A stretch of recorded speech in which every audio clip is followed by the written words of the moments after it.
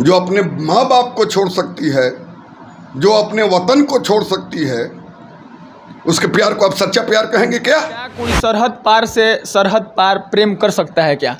कौन सा सच्चा प्यार है? जो पति को धोखा देती है, जो माँ बाप के मंसूबों पर लात मारती है, जो देश से विरोध करती है। लव, सेक्स और धोखा का मामला है और कुछ प्रेम प्रसंग में सचिन मीना और सीमा हैदर की इस प्रेम कहानी में और कौन सा एंगल? तो कानून का उल्लंघन हुआ है इसमें, और जबरदस्त कानून का उल्लंघन हुआ। सवाल यह है कि पाकिस्तान सरकार अपने कानूनिया हवाले के अनुसार सीमा हैदर को वापस खींच सकता है। यहाँ एक बात और भी समझने की ज़रूरत है कि कानून जो है वह प्यार नहीं देखता है। नेपाल से जो भारत की संधि हुई है, या फिर नेपाल के रास्ते को इस तरह का घुसपैठ अवैध तरीके से न कर सके, इसके लिए आप कानूनी तौर पे सरकार से क्या कहेंगे? केवल पाकिस्तान से भाग कर चली आई तो भावना के आधार पर देश चलेगा, कानून के आधार पर देश चलेगा।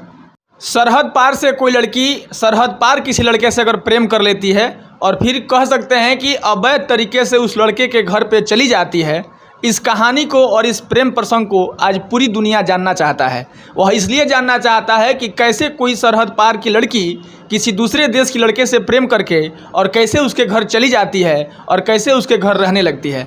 जी हाँ, मैं उसी सीमा हैदर और सचिन मीना की बात कर रहा हूँ, जिस सचिन मीना और सीमा हैदर को लेकर के पाकिस्तान और हिंदुस्तान सहित पूरे विश्व में इस प्रेम प्रसंग की खूब ज़ोर शोर से चर्चा हो रही है। आपको बताएं कि इसको लेकर के हम कानूनी पहलुओं को जानने के लिए अभी मौजूद हैं गोपालगंज के सिविल कोर्ट में, और हमारे साथ अधिवक्ता रवि प्रकाश मणि त्रिपाठी जी मौजूद हैं। हम इनसे तमाम इस प्रेम प्रसंग से जुड़ी कहानियों को लेकर के कानूनी पहलुओं को जानने की कोशिश करेंगे।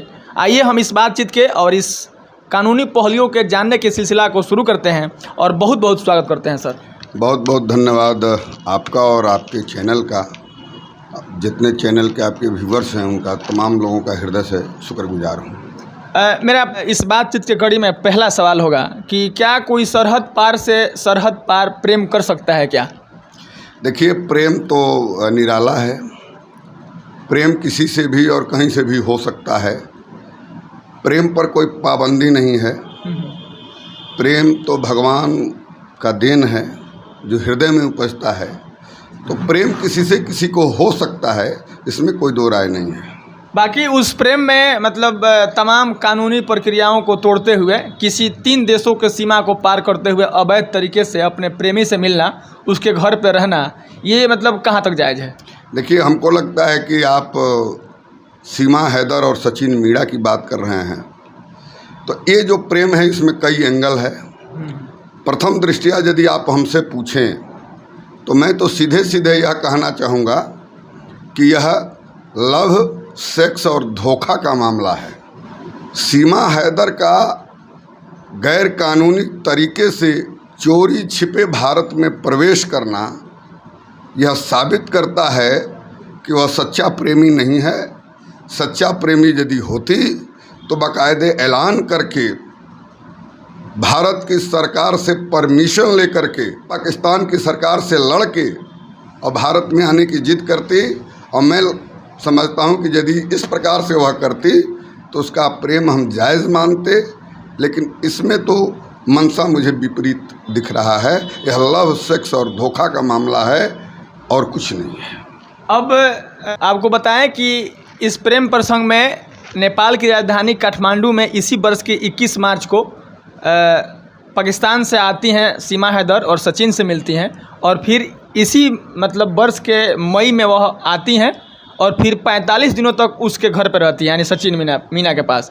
और जब उनके पिता कहते हैं कि कोर्ट मैरिज तुम दोनों को कर देना चाहिए, और आप ही के जैसे किसी अधिवक्ता के पास जब ये दोनों लोग पहुंचते हैं, और जब सीमा हैदर अपनी आधार कार्ड दिखाती हैं और जब उस अधिवक्ता को उसमें पाकिस्तान का एड्रेस दिखता है, तब वह इस मामले को पुलिस के हवाले कर देते हैं। तो यहाँ पे एक अधिवक्ता का फ़र्ज, और फिर शादी करने जाने से पहले इतना अनबूझ होना कि हमको पता नहीं है कि पाकिस्तान के एड्रेस से शादी होना, यह क्या दिखाता है? देखिए, कानून की जानकारी तो सबको होनी चाहिए, और किसी भी देश के सभ्य नागरिक से यह अपेक्षा की जाती है कि उस देश के कानून का वह पालन करे। जी। जहाँ तक वकील साहब की बात है कि वकील साहब के पास गए और पाकिस्तानी आधार कार्ड देखकर वकील साहब ने पुलिस को सूचना दी, तो वकील साहब ने बहुत अच्छा काम किया। वो तो कानून के मर्मज्ञ हैं, इसलिए उन्होंने जो किया पुलिस को सूचना दी। मैं समझता हूं कि उस वकील ने अपने वकील होने के फ़र्ज का निर्वाह किया है और एक देशभक्त, सच्चा देशभक्त होने का वकील साहब ने प्रमाण दिया है। इसलिए मैं उन वकील साहब को बहुत धन्यवाद ज्ञापित करता हूं कि इस पूरे मामले को उन्होंने कानून के हवाले कर दिया।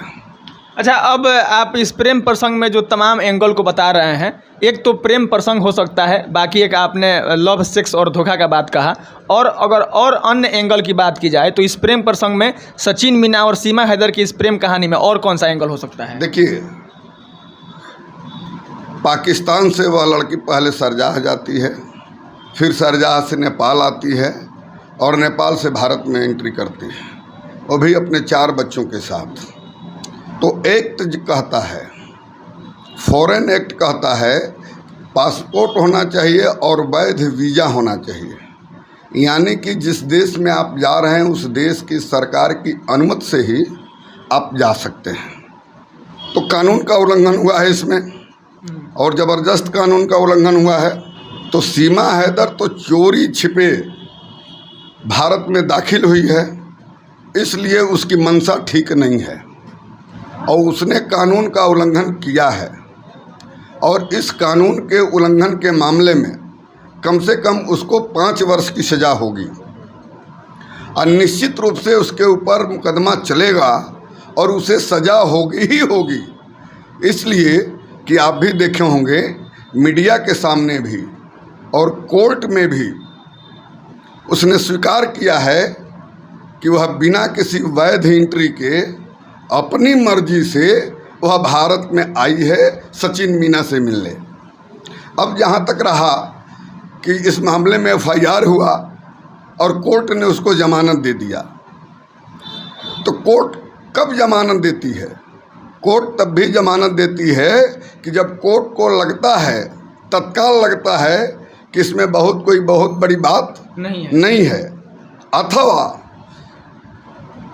Eight the time of bail petition पर जब बेल बहस हो रहा होता है तो पुलिस ने FIR में अपने डायरी में क्या उसने मेंशन किया है, उसके आधार पर कोर्ट बेल देने का निर्णय करती है। तो इन दोनों लोगों का बेल हुआ है, तो निश्चित रूप से 2 बातें बहुत हैं।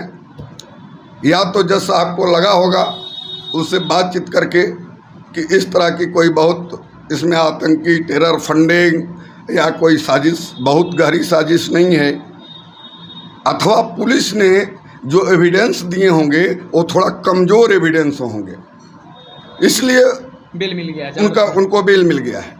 लेकिन यहाँ पर यह भी आपको जानना ज़रूरी है कि केवल बेल मिल जाने से केस फाइनल नहीं होता है। किसी भी अभियुक्त को जमानत पाने का अधिकार है, तो कोर्ट ने जमानत दे दिया इसका मतलब नहीं हुआ कि वो केस से बरी हो गए। जमानत देने का मतलब ये है कि आप पुलिस के निगरानी में रहेंगे और आपके खिलाफ पूरी जांच होगी, और यदि साक्ष्य मजबूत पाए जाते हैं तो आपको सज़ा होगी। तो आप यह मानिए, आपके चैनल से मैं कह रहा हूं कि पूरे मामले की जांच पुलिस कर रही है, पुलिस को ठोस साक्ष्य मिलेगा। और चूंकि इन्होंने खुद कबूल किया है कि बिना परमिशन के वो भारत सीमा हैदर आई है, इसलिए निश्चित रूप से एट लीस्ट कम से कम 5 वर्षों की सज़ा सीमा हैदर को जिस कोर्ट ने बेल दिया है उसी कोर्ट से उसको सज़ा होगी। आप देख लीजिएगा। बाकी इस प्रेम प्रसंग में और सीमा हैदर को लेकर के अवैध एंट्री पर भारत सरकार तो कार्रवाई कर ही सकती है, उसके लिए वो आज़ाद है।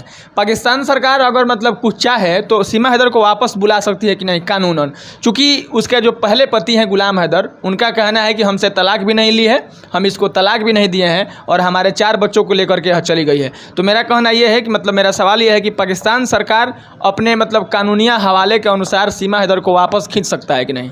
देखिए, यहाँ एक बात और भी समझने की ज़रूरत है कि कानून जो है वह प्यार नहीं देखता है। कानून सिर्फ और सिर्फ कानून देखता है कि जो कानून है उसके हिसाब से अगले व्यक्ति का आचरण है कि नहीं है, उसके हिसाब से वह काम कर रहा है कि नहीं कर रहा है। तो सबसे पहले सीमा हैदर को भारत से डिपोर्ट किया जाना चाहिए। एक और मामला आया था बेंगलुरु का। वहाँ का एक लड़का था मुलायम यादव, और पाकिस्तान की एक लड़की इकरा थी, उससे उसको प्यार हो गया था। और इकरा ने भी ठीक सीमा हैदर की तरह नेपाल के रास्ते आकर के बेंगलुरु जाके मुलायम यादव नाम के लड़के से मिली थी। पुलिस को जानकारी हुई और भारत सरकार ने कानूनी प्रक्रियाओं का पालन करते हुए उसको पाकिस्तान भेज दिया। तो इस मामले में भी प्यार को ऊपर न रख करके सिर्फ और सिर्फ कानून का पालन होना चाहिए, और सबसे पहले सीमा हैदर को पाकिस्तान भेज देना चाहिए, पाकिस्तान इनको डिपोर्ट होना चाहिए। एक बात।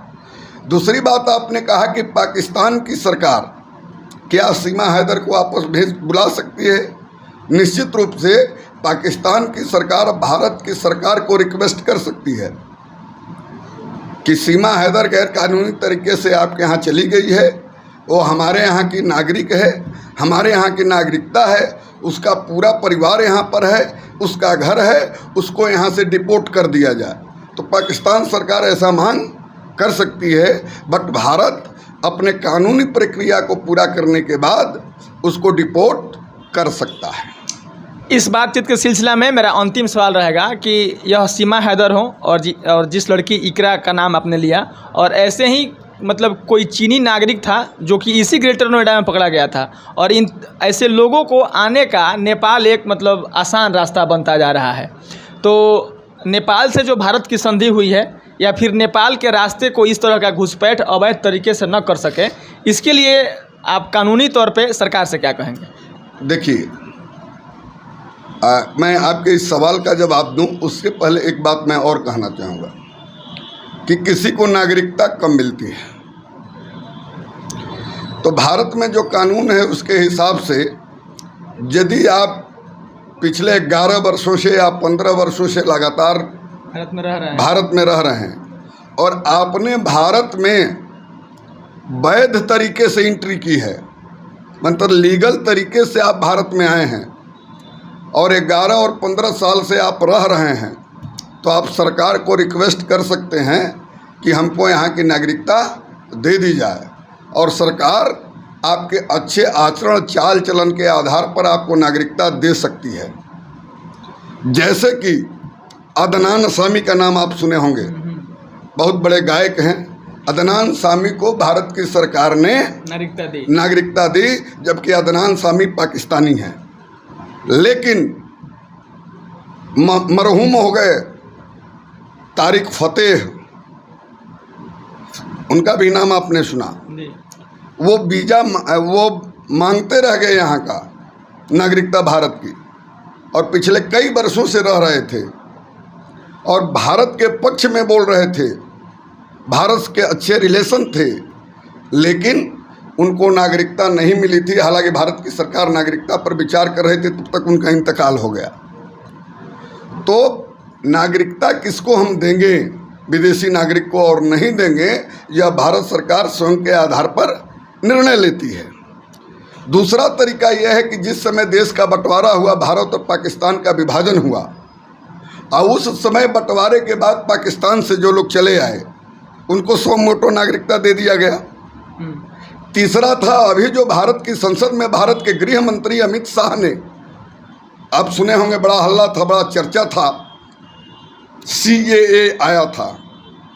तो वो एक्ट क्या कहता था कि पाकिस्तान, बांग्लादेश जैसे देशों में जो अल्पसंख्यक लोग हैं, यदि वो आते हैं भारत में 31 सितंबर 2014 के पहले, ध्यान रहे 31 सितंबर 2014 के पहले यदि पाकिस्तान, बांग्लादेश से अल्पसंख्यक आते हैं तो उनको भारत नागरिकता देने पर विचार करेगा, उनको भारत नागरिकता देगा। लेकिन सीमा हैदर 2014 के पहले नहीं आई, अब वो पाकिस्तान में अल्पसंख्यक नहीं है, हाँ। इसलिए उसको नागरिकता वहाँ से नहीं मिल सकती। तो सीमा हैदर के मामले में किसी भी एंगल से आप विचार करते हैं, कानून के किसी भी एंगल से विचार करते हैं, तो यह संभव नहीं है कि सीमा हैदर को यहाँ की नागरिकता मिल जाए। नागरिकता मिलने का एक और तरीका होता है कि जैसे भारत का कोई लड़का किसी विदेशी लड़की से शादी कर ले, या कोई विदेशी लड़की भारत के लड़के से शादी कर ले तब उसको नागरिकता मिल सकती है। तो सीमा हैदर पहले से शादीशुदा है, उसका पहले पति से तलाक नहीं हुआ है, तो भारत में जो कानून है उस कानून के मुतल्लिक जब तक आपको पहले पति से तलाक नहीं होता है अथवा पहली पत्नी से डाइवोर्स नहीं होता है तब तक आपकी दूसरी शादी नहीं हो सकती। तो सीमा हैदर इस मामले में भी गैर कानूनी है। तो किसी भी एंगल से आप देखें तो सीमा हैदर को भारत में कानून के तहत कोई रिलीफ मिलने वाला नहीं है। इसलिए हर हाल में सीमा हैदर को पाकिस्तान जाना ही पड़ेगा। यदि नहीं गई, सरकार ने डिपोर्ट नहीं किया तो यहाँ मुकदमा चलेगा और उसको सज़ा होगी, क्योंकि कानून प्यार से ऊपर है। नेपाल के रास्ते और कोई ना आए, इसके लिए क्या किया जाना चाहिए? अब है कि यह बात बहुत सही है कि नेपाल के रास्ते बड़े पैमाने पर घुसपैठ हो रहा है। जैसे बांग्लादेश के रास्ते भारत में घुसपैठ हो रहा था। तो मैं भारत की सरकार से कहना चाहूँगा, उत्तर प्रदेश में योगी जी की सरकार से भी कहना चाहूँगा, बिहार की मैंने यानी कि नेपाल से जो भी सीमा लग रही है कि सीमा पर ऐसे लोगों की जांच किया जाए। जो हमारी सुरक्षा एजेंसियां हैं वह सुरक्षा एजेंसियां इन सबों पर कार्रवाई करे, बेहतर तरीके से काम करे। आखिर कहीं ना कहीं तो चूक हुई है, तभी ना आदमी मतलब कहीं ना कहीं चूक हुई है। मैं देखिए, मैं आपको इस बात को जरूर मानूंगा अधिवक्ता होने के नाते कि चूक हुई है एजेंसियों में, तभी तो सीमा हैदर यहाँ तक पहुँची है। नहीं तो अपने 4 बच्चों के साथ 3-3 पासपोर्ट लेकर के 4-4 फोन लेकर के सिम बदल करके सिम रख करके वह कैसे पहुँच सकती है? तो फेल्योर है एजेंसियों का, इसमें दो राय नहीं है। और किसके मन में क्या है मनमीत जी, यह किसी को पता नहीं है। आज हम प्यार कर रहे हैं, कल धोखा दे देंगे, इसकी क्या गारंटी है? जो अपने पहले पति को छोड़ सकती है, जो अपने माँ बाप को छोड़ सकती है, जो अपने वतन को छोड़ सकती है, उसके प्यार को आप सच्चा प्यार कहेंगे क्या? कौन सा सच्चा प्यार है? जो पति को धोखा देती है, जो माँ बाप के मंसूबों पर लात मारती है, जो देश से विरोध करती है। तो भारत में केवल पाकिस्तान से भागकर चली आई तो भावना के आधार पर देश चलेगा, कानून के आधार पर देश चलेगा, भावना के आधार पर नहीं चलेगा। इसलिए सोशल मीडिया में मुझे दुख है और मैं भावुक भी हो रहा हूँ कि क्या हो गया है हमारे यहाँ के नौजवानों को, क्या हो गया है देश की जनता को, कि केवल प्यार की बातें कर दी, 2-4 बातें, और मैं तो अपना घर बार छोड़ के चले जाए, कानून भूल जाएंगे, देश के साथ गद्दारी करेंगे। किसी भी कीमत पर नहीं होना चाहिए, कानून सर्वोपरि है। और सीमा हैदर को कानून के तहत सजा मिलेगी, जरूर मिलेगी। चलिए, आप इस प्रेम प्रसंग के पूरे कहानी में कानूनी पहलुओं को समझ गए होंगे। आपको बता दें कि जैसे अधिवक्ता रवि प्रकाश मणि त्रिपाठी ने बताया कि प्रेम प्रसंग और भावना से देश नहीं चलता है, यह लोकतंत्र और संविधान और कानून से चलता है। और कोई भी सीमा हैदर और कोई भी इकरा जैसे लोग अगर प्रेम करके भारत में आ जाते हैं तो भारत की सरकार उनको किसी भी एंगल से ना भारत की नागरिकता देने जा रही है और ना ही उसको भारत में एक्सेप्ट करने जा रही है। कानूनी कार्रवाई होगा और सज़ा जो होना होगा कानून के तहत वो होना होगा। बाकी आपको बताएं कि सीमा हैदर और सचिन मीणा को लेकर के जो प्रेम प्रसंग चल रहे थे, जिस कहानी को पूरे देश के लोग जानना चाहते हैं, आपसे गुजारिश है और मुझे लग रहा है कि एक अधिवक्ता से कानूनी पहलुओं पर बात करने के बाद और इस खबर को देखने के बाद आप भी समझ गए होंगे कि आखिर सरहद पार किसी लड़के से प्यार करने के बाद उस प्यार का नतीजा और फिर उस प्रेम का अंत क्या होता है। आप इस बात को, इस खबर को देख करके समझ गए होंगे। बाकी अधिवक्ता साहब को हमारे इस खबर में और इस प्रेम प्रसंग को लेकर के बातचीत करने के लिए धन्यवाद के साथ आप सभी भी अगर हमारे इस खबर को अब तक देख रहे हैं तो आपका भी बहुत बहुत धन्यवाद है। बाकी हम ऐसे खबरों के लिए फिर आगे मिलेंगे, तब तक के लिए धन्यवाद।